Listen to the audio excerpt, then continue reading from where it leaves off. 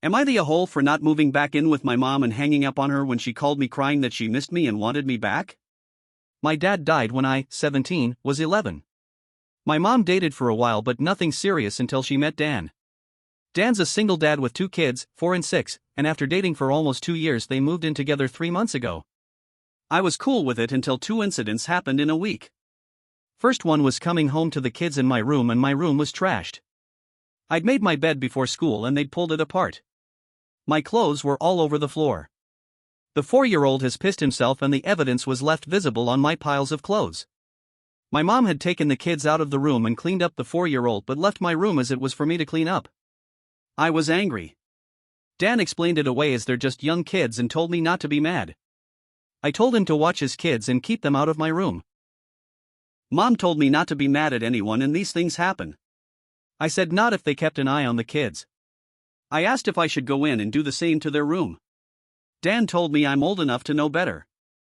I told him to make his kids clean it and Mom and Dan were quick to say they were too young to do that. The same thing happened a week later, only without the 4-year-old pissing himself this time, and this time they wrecked the photo of me and my dad that was in my room and they broke the office chair I had in there.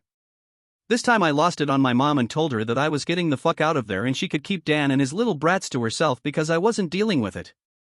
Mom told me not to be so rash and said I just needed to calm down. Dan stood in front of the door to stop me from leaving. He said my mom's heart would break if I left.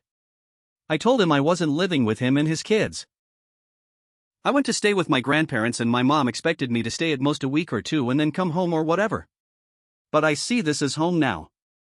Not having my room trashed or the bathroom all messy and gross from Dan's kids has been so good. And I'm so mad about that photo. I had a copy but it wasn't the point. My mom's only now starting to accept I'm not coming back. She apologized a few times but I ignored her. She called the other day and cried and told me she missed me and wanted me to come home and she'd do anything.